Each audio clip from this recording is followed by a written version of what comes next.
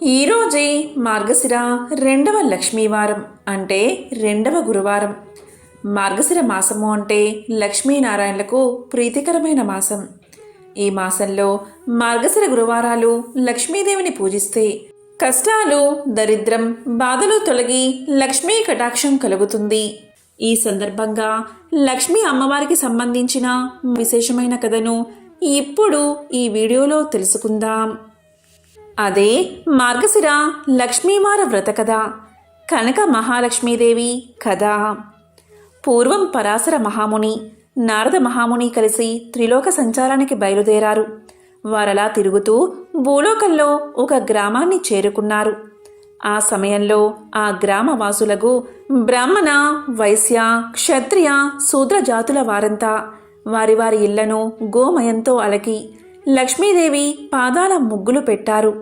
స్త్రీలందరూ తలంటు స్నానాలు చేసి కొత్త బట్టలు ధరించి మహాలక్ష్మీ పూజ చేస్తూ ఉన్నారు. ఆ గ్రామవాసుల భక్తి శ్రద్ధలకు నారదుడు ఆశ్చర్యపడి పరాశర మునితో ఇలా పలికాడు. మహర్షి, బ్రాహ్మణుల మొదలు కడజాతి వారి వరకు అందరూ కడు సంతోషంతో పూజలు చేస్తున్నారు కదా. ఎవరి గురించి ఈ పూజలు చేస్తున్నారు? వీరు చేస్తున్న వ్రతం ఏమిటి? ఈ వ్రత నియమాలు ఎలాంటివి అని అడగగా పరాశరుడు చిరునవ్వుతో ఇలా చెప్పాడు. నారదా, ఈ దినం గురువారం కదా. ఈరోజు శ్రీ కనక మహాలక్ష్మికి అత్యంత ప్రీతికరమైన రోజు. అందువల్ల ప్రజలు లక్ష్మీ వ్రతాన్ని ఆచరిస్తున్నారు. సంవత్సరంలోని 12 మాసాలలో మార్గశిర మాసం శ్రేష్టమైనది. మార్గశిర మాసంలోని ప్రతి గురువారమును లక్ష్మీదేవికి చాలా ఇష్టమైన రోజే. శుక్లపక్ష దశమి గురువారం అయితే ఆ రోజు సుదశా వ్రతము అంటారు. ఈ వ్రతం శ్రీ మహాలక్ష్మీదేవికి మిక్కిలి ఇష్టమైనది అని చెప్పి ఊరుకున్నాడు. ఇదంతా బ్రహ్మ మానసపుత్రుడైన నారదుడు ఆలకించి, మహనీయ, మున్ను ఈ వ్రతాన్ని ఎవరైనా ఆచరించారా? వారు ఎలాంటి ఫలితాన్ని పొందారు?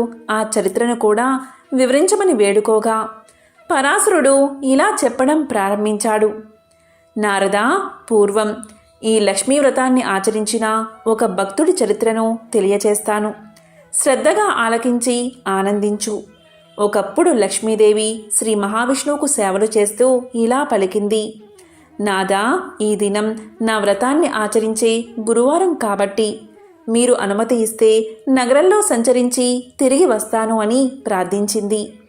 లక్ష్మీదేవి కోరికను మన్నించి విష్ణువు అలాగే పోయి రమ్ము అని పలికాడు. అప్పుడు లక్ష్మీదేవి సకల ఆభరణాలు ధరించి పట్టు వస్త్రాలు కట్టుకుని బయలుదేరింది. ఆమె వెళ్ళిన వెనుకనే విష్ణువు ఒక ముసలి బ్రాహ్మణ స్త్రీ రూపం ధరించి ఆ మాయావేషంతో ఒక ఇంటిలోకి ప్రవేశించాడు. ఇక లక్ష్మీదేవి గ్రామ సంచారం చేస్తూ వృద్ధ బ్రాహ్మణ స్త్రీ ఇంటికి వచ్చి ఆమెతో ఇలా పలికింది. ఓ అవ్వా, ఈరోజు గురువారం, మహాలక్ష్మి వ్రతదినం కదా. ఇల్లు గోమయంతో అలకి ముగ్గులు పెట్టలేదేమిటి అని ప్రశ్నించింది. అంతన ఆ అవ్వ, అమ్మా, ఆ వ్రతాన్ని ఎలా చెయ్యాలి, ఎవరిని పూజించాలి వివరించు తల్లి అని వేడుకోగా లక్ష్మీదేవి మందహాసంతో వ్రతం చేసే విధానం చెప్తాను విను అంటూ ఇలా చెప్పడం ప్రారంభించింది. మార్గశిర మాసంలో మొదటి గురువారం నాడు ప్రాతకాలమే నిద్రలేచి గోమయంతో ఇల్లు వాకిలి అలికి లక్ష్మీదేవి పాదాలు కల ముగ్గులు పెట్టాలి. కొత్త కొలత పాత్ర ఒకటి తెచ్చి కడిగి ఎండబెట్టాలి. దానిని వివిధ రకాల బొమ్మలతో, ముగ్గులతో అందంగా అలంకరించాలి. స్నానం చేసి శుభ్రమైన వస్త్రాలు కట్టుకుని శుచిగా ఉంచి ఒక బల్ల కడిగి దానిమీద కొత్త ధాన్యం, ఎరుపు, నలుపు, తెలుపు రంగులవి కొద్దిగా వెయ్యాలి. మరికొంచెం కొత్త కొలత పాత్రలో వెయ్యాలి.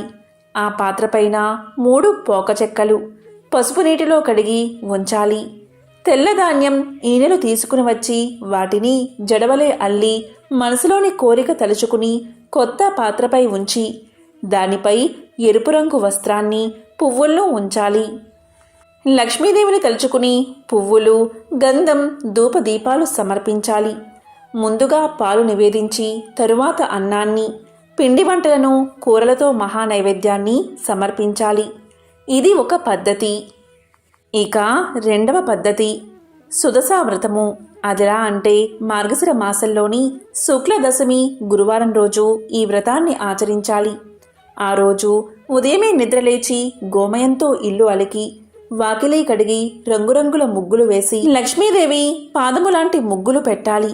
తరువాత స్నానం చేసి ఒక ఆసనాన్ని శుభ్రం చేసి ముగ్గులు వేసి ఇంటిలో తూర్పు దిశగా ఉంచి లక్ష్మీదేవి పూజ నిమిత్తమై ఒక పోక చెక్కను పసుపు నీళ్లతో శుభ్రంగా కడిగి దానిని పంచామృతంతోనూ శుద్ధోదకంతోనూ స్నానం చేయించి ఆసనంపై ఉంచి గంధం రాసి పుష్పాలు పెట్టి లక్ష్మీదేవిని జపిస్తూ 10 ముళ్ళు వేయాలి.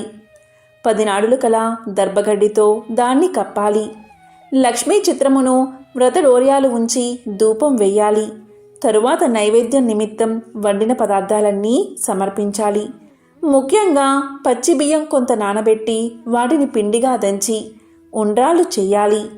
కొబ్బరికాయ, అరటిపళ్ళు, జున్ను, తీపి పదార్థాలు అన్నీ 10 రకాల వరకు ఉంచి లక్ష్మీదేవికి నైవేద్యం పెట్టాలి. ఆ ప్రసాదాన్ని ఇతరులకు కూడా పంచిపెట్టాలి. ఆ విధంగా పంచని ఎడల వారికి లక్ష్మీ కటాక్షం లేక సిరి కలగదు. గురువారం నాడు నూనెతో వంటలు కానీ పిండి వంటలు కానీ చేయకూడదు. గురువారం పూజ చేసేవారు చేపం మాంసం తినకూడదు. తలకు నూనె రాసుకోకూడదు. అంతేకాదు పత్తితో ఒత్తులు చేసిన ఆనపకాయ కానీ నీచు కూరలు కానీ తిన్నా, మంచంపై పడుకున్నా, రాత్రులు పెరుగన్నం తిన్నా లక్ష్మి ఇంట ఉండదు. ఇంకా దరిద్రులు అవుతారు. గురువారం నాడు ప్రాతకాలమే లేచి పొయ్యిలోని కాలిన బూడిదను తీయకపోయినా, వీధి వాకిలి తుడవకపోయినా ఇంట లక్ష్మి నిలవదు. గురువారం నాడు ఏ స్త్రీ శుచి అయి తెల్లని వస్త్రాన్ని కట్టుకుంటుందో వారి ఇంట లక్ష్మీదేవి ప్రసన్నురాలై ఉంటుంది. ఏ స్త్రీ గురువారం నాడు పిల్లలను తిట్టడం, కొట్టడం చేస్తుందో, ఇల్లు వాకిలి శుభ్రం చేయదో, వంట సామాన్లు అంట్లో తోమదో, సాయం సమయమున గుమ్మం దగ్గర సంధ్యాదీపం ఉంచదో, ఆ స్త్రీ ఉన్న ఇంట ఒక్క క్షణమైనా లక్ష్మి ఉండకపోగా ధనహాని, సంతానహాని కలగజేస్తుంది. అలాగే గురువారం రోజున ఉడకని పదార్థాలు తినడం, అమిత నిద్ర, అమావాస్య, సంక్రాంతి తిథులలో అశుభ్రంగా ఉండి విహరించడం, అత్తమామలను సేవించక కస్సు బుస్సులాడడం చేసే స్త్రీల ఇంట లక్ష్మీదేవి పాదమైనా నిలవదు. ఇంకను భోజనానికి ముందు తరువాత కాళ్ళు, చేతులు, ముఖం ఏ స్త్రీ కడుక్కోదో, ఏ స్త్రీ ఇతరులతో మాట్లాడుతున్నప్పుడు చీటికి మాటికి నవ్వుతూ ఉంటుందో, ఏ స్త్రీ బూడిద గుమ్మడికాయను కోస్తుందో అలాంటి స్త్రీలు నీచ బుద్ధి కలవారై అన్న వస్త్రాలకు దూరమైపోతారు. ఏ వనిత గురువారం నాడు ధర్మం చేయక, పూజలు చేయక పురుష సాంగిత్యాన్ని కోరుకుంటుందో ఆమె పాపకోపమునకు పోవడమే కాదు, బతికినన్న రోజులు తిండికి మొహం వాసిపోయేదిగా అయిపోతుంది.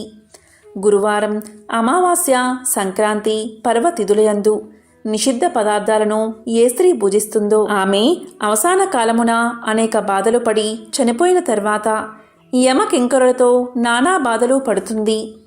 జ్ఞానవంతురాలైన ఏ స్త్రీ ఆ 3 రోజుల్లో భక్తితో దైవసేవలు, ఒక పూట భోజనం, కలిగినంతలో దానధర్మాలు చేస్తుందో అటువంటి స్త్రీకి ధనధాన్యాలు, పుత్ర సంతానం, సంతానాభివృద్ధి కలుగుతాయి.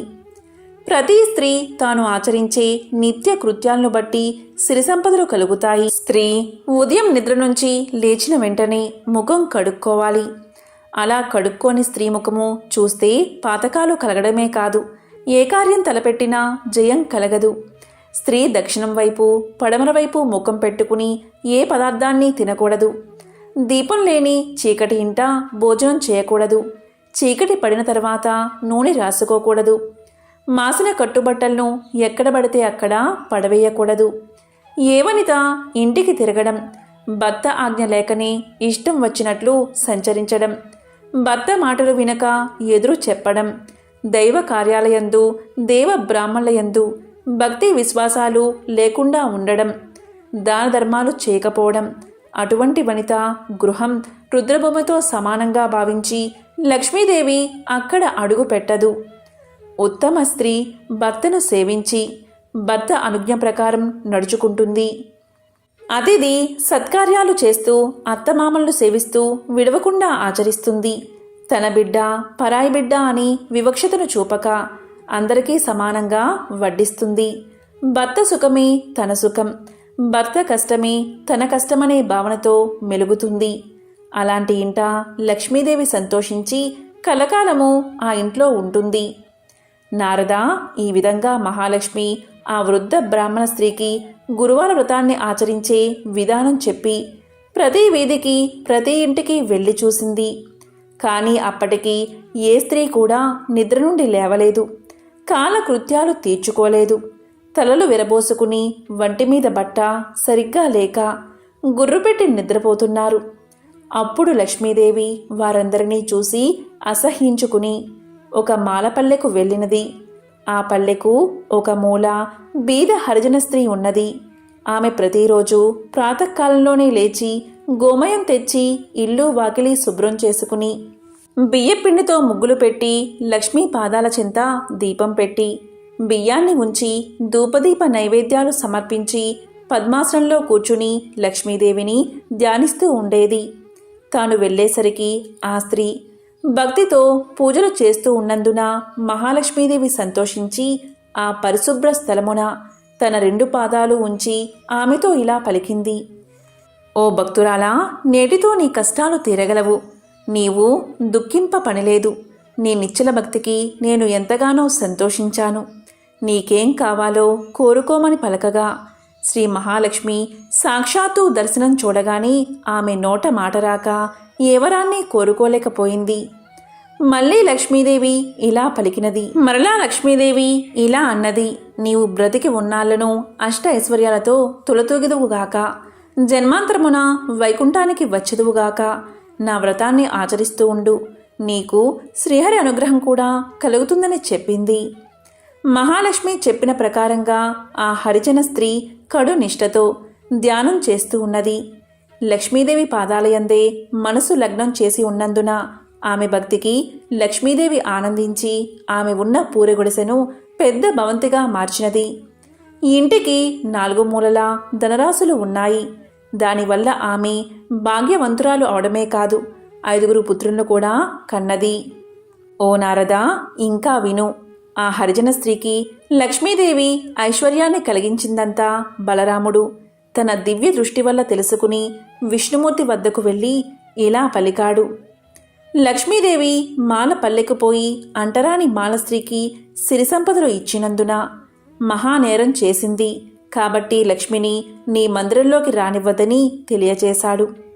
అంతలోని గ్రామ సంచారం చేసుకుని వస్తున్న లక్ష్మీదేవిని విష్ణు మందిరంలోకి ప్రవేశిస్తూ ఉండగా బలరాముడు ద్వారములకి అడ్డంగా నిలబడి లోపలికి రావద్దని శాసించాడు.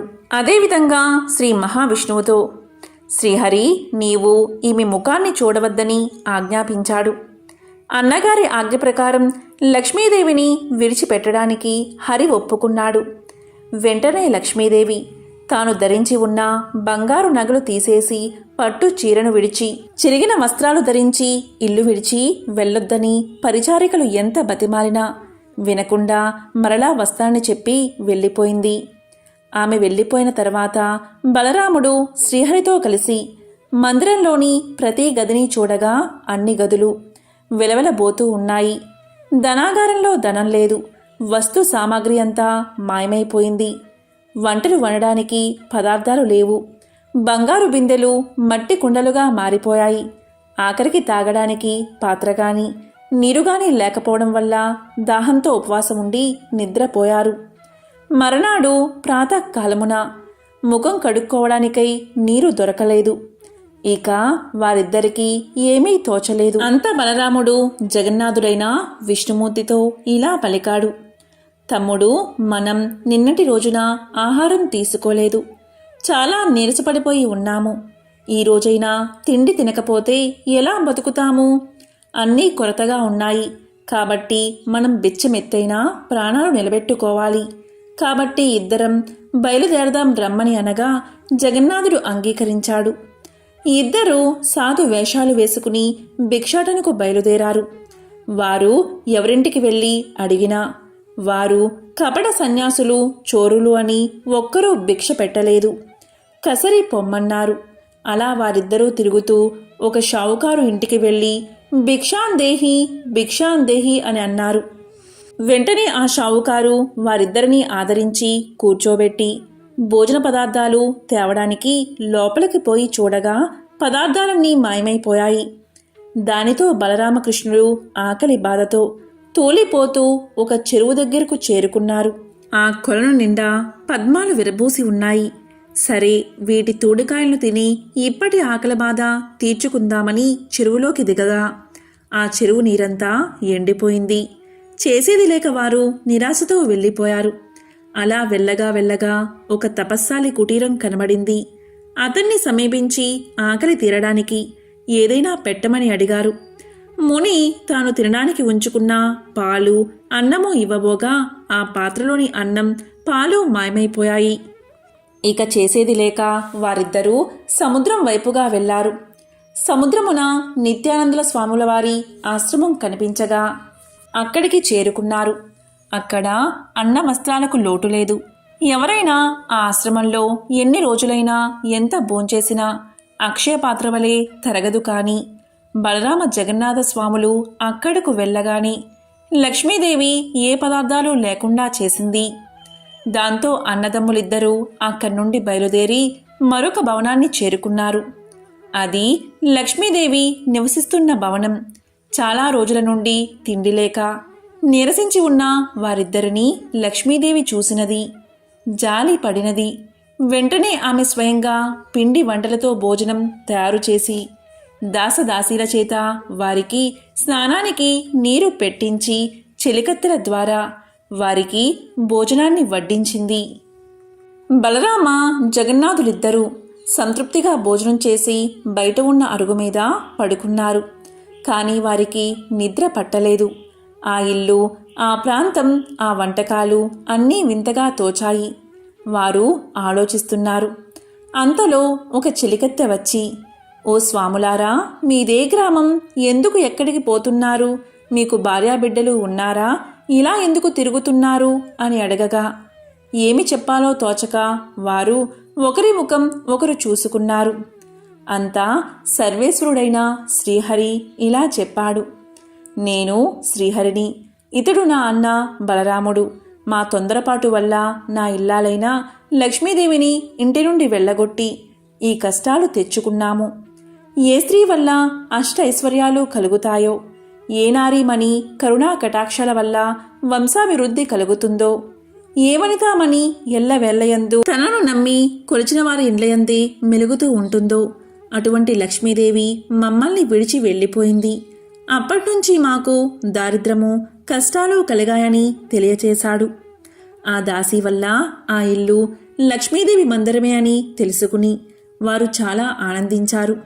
బలరాముడు విష్ణువుతో, సోదరా, నీవు లక్ష్మీ వద్దకు వెళ్ళి మనం చేసిన తప్పును క్షమించమని అర్థించు అని చెప్పి లోనికి పంపించాడు.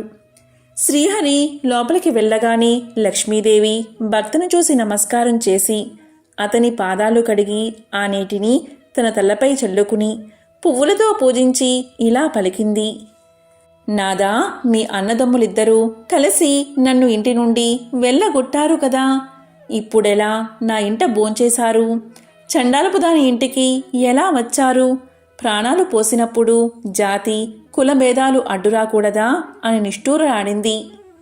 అప్పుడు శ్రీహరి చిరునవ్వుతో, ప్రియా, మేమిద్దరం బిచ్చమెత్తుకోవడం అంతా తెలుసుకున్నారు. నీవు భోజనం పెట్టడం కూడా అందరూ చూశారు. మాకు శిక్ష సరిపోయినది. నీవు లేనందున వైకుంఠం చిన్నబోయినది. నిన్ను వదిలినందున మాకు అన్నీ లోపాలే జరిగాయి. కాబట్టి మా వెంటరా, వైకుంఠానికి పోదాము అని పలకగా శ్రీహరి మాటపై లక్ష్మీదేవి ఆ ఇంట అడుగుపెట్టగానే అన్నీ యథాప్రకారంగా మారిపోయాయి. ధనాగారమంతా ధనంతోనూ బంగారంతోనూ నిండిపోయింది. వస్తు వాహనాలతో, దాసీ జనాలతో, భక్తకోటితో వైకుంఠం కలకలలాడింది. కాబట్టి ఓ నారదా, గురువారం నాడు లక్ష్మీ పూజ చేసి ఈ పురాణాన్ని చదివినా లేక విన్నా అలాంటి వారికి వెనుకటి జన్మలో చేసిన పాపాలు నశించి మోక్షం కలగడమే కాక 1,00,000 గోదానాలు చేసినంత ఫలితం కలిగి మరుజన్మయందు అష్ట ఐశ్వర్యాలతో తులదూగుతారు. ఈ లక్ష్మీ పురాణ పఠనం ప్రతి మానవుడు ముక్తిని పొందడానికి మార్గదర్శకం కాగలదు అని పరాశర ముని నారదులకు శ్రీ లక్ష్మీ పురాణాన్ని ఇలా వివరించాడు. మరి ఎంతో విశేషమైన ఈరోజు మార్గశిర లక్ష్మీవార వ్రత కథను ఇప్పుడు విందాం. ఈ మార్గశిర లక్ష్మీవార వ్రతం లక్ష్మీదేవికి చాలా ప్రీతికరమైనదని పరాశర మహర్షి నారదుడికి తెలియచేశారు. మార్గశిర నెలలో లక్ష్మీ పూజ చేసుకుని ఈ వ్రతాన్ని ఆచరించడం వల్ల రుణ సమస్యలు తొలగి శ్రేయస్సు, సంపద, ఆరోగ్యం కలుగుతాయని పురాణాలు చెబుతున్నాయి. పూర్వకాలంలో కళింగ దేశంలో ఒక బ్రాహ్మణుడు ఉండేవాడు. అతనికి సుశీల అనే ఒక కూతురు ఉండేది. ఆమెకి చిన్నతనంలోనే తల్లి చనిపోవడం వల్ల సవతి తల్లి పిల్లల్ని ఎత్తుకోమని చెప్తూ కొంచెం బెల్లం ఇచ్చేది. ఆ సుశీల సవతి పిల్లలను ఆడిస్తూ ఇంటి వద్ద సవతి తల్లి మార్గశిర లక్ష్మీ పూజ చేయడం చూసి ఆమె కూడా మట్టితో మహాలక్ష్మిని చేసి జిల్లేడు పూలతో ఆకులతో పూజ చేసి ఆడుకోమని ఇచ్చిన బెల్లాన్ని నైవేద్యంగా పెడుతూ ఆడుకునేది సుశీల. ఇలా సుశీల పెరిగి పెద్దదై యుక్త వయసుకు వచ్చింది. తరువాత కొన్ని రోజులకు ఆమెకు వివాహం జరిగింది. అత్తవారింటికి పోతూ తాను తయారు చేసుకున్న లక్ష్మీదేవి మట్టి బొమ్మను కూడా సుశీల వెంట తీసుకుపోయింది. ఆమెతో మహాలక్ష్మి కూడా వెళ్ళిపోయింది. అందువల్ల అత్తవారింట ఆమెకు సకల సంపదలు కలిగాయి. పుట్టింట గర్భదరిద్రం దాపరించింది. సుశీల వెళ్ళిన చోట మహా ఐశ్వర్యాన్ని అనుభవిస్తున్నారు. పుట్టింటి వారు కటిక దరిద్రులు అయిన సంగతి తెలుసుకున్న సుశీల ఎంతో బాధపడుతుంది. ఒకరోజు సుశీల పినతల్లి దరిద్రాన్ని భరించలేక కొడుకును పిలిచి ఇలా పలుకుతుంది. నాయనా, నీ అక్క సకల ఐశ్వర్యాలతో సుఖంగా ఉంది. నీవు నీ అక్క దగ్గరికి వెళ్ళి మన అవస్థ గురించి తెలియచేసి కొంచెం ధనాన్ని ఇవ్వమని చెప్పి ఆ ధనాన్ని ఇంటికి తీసుకురా అని తెలియచేసింది తల్లి. ఇక సుశీల తమ్ముడు సుశీల ఇంటికి వెళ్ళి వారి దరిద్రం గురించి తెలియచేశాడు. దరిద్రం గురించి తెలుసుకున్న సుశీల ఒక కర్రను దొలిపించి దాని నిండా వరహాలు పోసి తమ్ముడికి ఇచ్చింది. అతడు దాన్ని తీసుకువెళ్తూ దారిలో ఒక చెట్టుకు చేరవేసి కాలకృత్యాలు తీర్చుకుంటూ ఉన్నాడు. అంతలో ఆ త్రోవన పోయేవారు ఆ కర్రను తీసుకుపోయారు. అతడు వచ్చి కర్రను వెదకగా కర్ర దొరకలేదు. చేసేది లేక అతడు ఇంటికి పోయాడు. ఇంటికి వెళ్ళిన కొడుకును తల్లి ఏమి తెచ్చావు అని అడగగా ఏమీ తేలేదని సమాధానం చెప్పాడు. మన దరిద్రం ఇంతే అని అనుకున్నారు వారిద్దరూ. కొన్నాళ్లకు సుశీల తమ్ముడుకు కబురు పంపి ఇంటికి రప్పించుకుని పరిస్థితి ఎలా ఉందని అడిగింది. అతడు ఇంటి పరిస్థితి ఎప్పటిలాగే దరిద్రపూరితంగా ఉన్నదని సమాధానం చెప్పాడు. దాంతో సుశీల ఎంతో విచారించి ఒక చెప్పుల జోడు నిండా వరహాలు పోసి దానిపై గుడ్డ కప్పి ఆ జతను తండ్రికి ఇవ్వవలసిందని చెప్పి అతడికి ఇచ్చింది. అతడు వాటిని తీసుకుని పోతూ ఉండగా దారిలో దాహం వేసింది. అందువల్ల వాటిని ఒక చెరువు గట్టు మీద పెట్టి నీరు తాగుతూ ఉన్నాడు. అంతలో ఒక కుక్క జోళ్ల వాసన పసిగట్టి వాటిని నోటకరుచుకుని పారిపోయింది. సుశీల తమ్ముడు గట్టు మీదకు వచ్చి చూసేసరికి చెప్పులు లేవు. వెతికి వెతికి అవి ఎక్కడా కనబడకపోవడం వల్ల అతను ఇంటికి చేరుకున్నాడు. జరిగిన విషయమంతా తల్లికి తెలియచేశాడు. తల్లి జరిగిన దానికి బాధపడి మన దరిద్రం ఇలా ఎందుకు ప్రాప్తించిందో అని విచారించింది. మరి కొన్నాళ్లకు సుశీల తన తమ్ముణ్ణి రప్పించి అక్కడ పరిస్థితి ఎలా ఉంది అని అడిగింది. అతడు జోళ్లు పోయినమని చెప్తే అక్క కోపగించుకుంటుందని భయపడి ఆ సంగతి చెప్పకుండా అక్కడ పరిస్థితి ఎప్పటిలాగే ఉన్నదని తెలియచేశాడు. అప్పుడు సుశీల ఒక గుమ్మడికాయను తొలిపించి దాని నిండా వరహాలు పోసి తమ్ముడికి ఇచ్చింది. దానిని తీసుకుని వచ్చేటప్పుడు అతడు దానిని చెరువుగట్టు మీద పెట్టి నీటిలోకి దిగాడు. అప్పుడే ఆ త్రోవలో పోతున్న కోమటి అక్కడ గుమ్మడికాయ ఉండడం చూసి దాన్ని పట్టుకుపోయాడు. ఆ బ్రాహ్మణుడు చెరువుగట్టు మీద గుమ్మడికాయ కనిపించకపోవడం వల్ల ఇంటికి వెళ్ళిపోయాడు. తల్లి ఏమి తెచ్చావు అని అడగగా జరిగిందంతా చెప్పాడు. తల్లి ఎంతో బాధపడింది. సుశీల కొంతకాలముండి పుట్టింటి సంగతులు తెలుసుకోవడానికి వెళ్ళి మార్గశిర కనక మహాలక్ష్మి నోము పడితే వారి దరిద్రం తీరుతుందని తలచి తల్లిదండ్రులను తన ఇంటికి తీసుకువెళ్ళింది. ఒకరోజు ఆమె తల్లితో ఇలా పలికింది. అమ్మా, ఈవేళ మార్గశిర లక్ష్మీవారం కాబట్టి మనం నోము నోచుకోవాలి. నీవు ఎంగిలి పడకు అని చెప్పింది. దానికి తల్లి అలాగే అని పిల్లలకు చద్దన్నం పెడుతూ అలవాటు ప్రకారం ఒక ముద్దను నోట్లో వేసుకుంది. అంతలో కుమార్తె వచ్చి నోము నోచుకోవడానికి స్నానం చెయ్యమని పిలిచింది. అప్పుడు తల్లి సుశీలతో ఇలా చెప్పింది. అమ్మా సుశీల, పిల్లలకు చద్దన్నం పెడుతూ మర్చిపోయి ఒక ముద్ద నోట్లో వేసుకున్నాను అని చెప్పింది. అది విన్న సుశీల ఎంతో బాధపడి తాను మాత్రమే నోము నోచుకుంది. అంతలో రెండవ లక్ష్మీవారం వచ్చింది. అప్పుడు సుశీల తల్లి దగ్గరకు చేరుకుని అమ్మా, ఈ వారమైనా జాగ్రత్తగా ఉండమని చెప్పింది. అది విన్న తల్లి, నేనేమైనా చిన్న పిల్లనా, నేను జాగ్రత్తగా ఉంటానని చెప్పి పిల్లలకు తలంటి నీళ్లు పోస్తూ నూనె గిన్నెలో మిగిలిపోయిన నూనెను తలకు రాసుకుంది. అప్పుడు సుశీల వచ్చి తల్లిని నోము నోచుకోవడానికి స్నానం చెయ్యమని చెప్పింది. అప్పుడు తల్లి మర్చిపోయి తలకు నూనె రాసుకున్న సంగతి తెలియచేసింది. అయ్యో, ఈ వారం కూడా వృధాగా పోయింది కదా అనుకుని సుశీల మాత్రం నోము నోచుకుంది. తరువాత మూడవ లక్ష్మీవారం వచ్చింది. అప్పుడు సుశీల తల్లితో అమ్మా, ఈ వారమైనా జాగ్రత్తగా ఉండు, నోము నోచుకో అని గట్టిగా చెప్పింది. తల్లి అలాగే చేస్తానని చెప్పి పిల్లలకు తలదువ్వుతూ తాను కూడా తలదువ్వుకుంది. అంతలో కుమార్తె వచ్చి తల్లిని స్నానానికి రమ్మని పిలిచింది. అప్పుడు తల్లి ఇలా చెప్పింది. మరిచిపోయి తలదువ్వుకున్న సంగతి తెలియచేసింది. అది విని దరిద్రులను బాగు చేయడం మానవులకు సాధ్యం కాదు అనుకుని సుశీల తానే నోము నోచుకుంది. మరికొన్ని రోజులలో 4వ లక్ష్మీవారం వచ్చింది. సుశీల ఈ వారమైనా తల్లి చేత నోమును నోపించాలని పట్టుదలతో ఆమెను ఒక గోతిలో కూర్చోబెట్టి పైన బల్లను మోతేసి తాను పనులు చేసుకుంటూ ఉంది. ఇంతలో పిల్లలు అక్కడున్న అరటి పళ్ళను తిని వాటిపై తొక్కలను బల్ల సందు నుండి గోతిలో పడేశారు. అందులో ఉన్న తల్లి దురదృష్టవంతురాలు అవడం వల్ల ఆ తొక్కలు తిన్నది. అంతలో కుమార్తె వచ్చి మీదనున్న బల్ల తీసి ఆ తల్లిని స్నానానికి రమ్మని పిలవగా తాను అరటిపళ్ళ తొక్కలు తిన్న సంగతి తెలియచేసింది. దీంతో సుశీల ఎంతో విచారించి తానే నోము నోచుకుంది. తరువాత 5వ మార్గశిర గురువారం రానే వచ్చింది.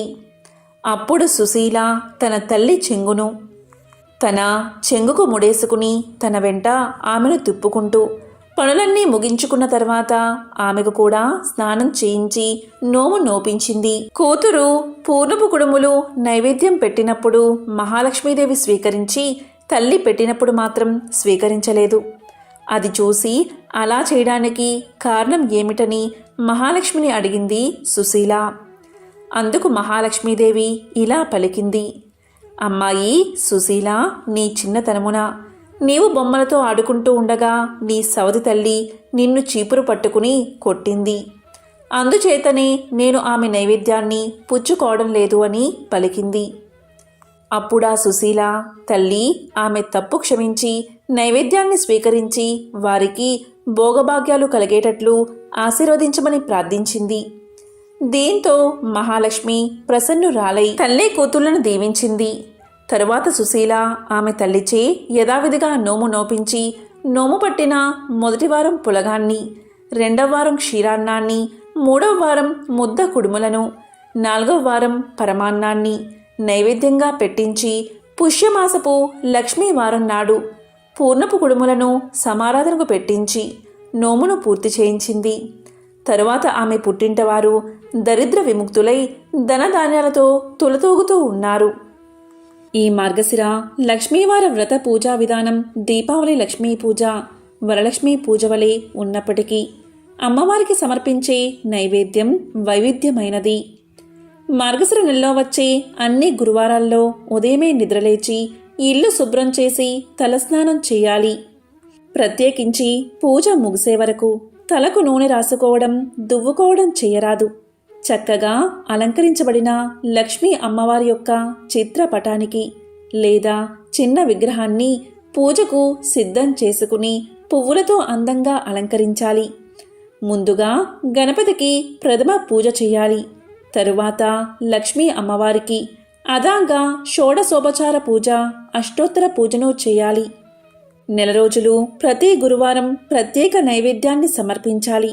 ఈ మార్గశిర లక్ష్మీ పూజ కథ చదువుకుని అక్షింతలు శిరస్సుపై ధరించాలి. లక్ష్మీ పూజ మార్గశిర నెలలో అన్ని గురువారాలు చేస్తారు. కేవలం 4 గురువారాలు మాత్రమే మార్గశిర మాసంలో ఉంటాయి. కానీ ఈ లక్ష్మీ పూజ పుష్యమాసంలో వచ్చే మొదటి గురువారం రోజు కూడా తప్పనిసరిగా చేయాలి. ఇదే ఇక్కడి విశేషం. ఎంతో పవిత్రమైన విశేషమైన ఈ మార్గశిర గురువారం రోజు అంటే మార్గశిర లక్ష్మీ వారం రోజు ఎవరైతే ఈ కథను వింటారో లేక చెప్తారో అలాంటి వారి జన్మల పాపాలు తొలగి కోటి జన్మల పుణ్యం వస్తుంది. అష్ట ఐశ్వర్యాలు, భోగభాగ్యాలు కలుగుతాయి. ఓం నమో నారాయణాయ. ఓం శ్రీ మహాలక్ష్మియే నమః. ఓం నమః శివాయ.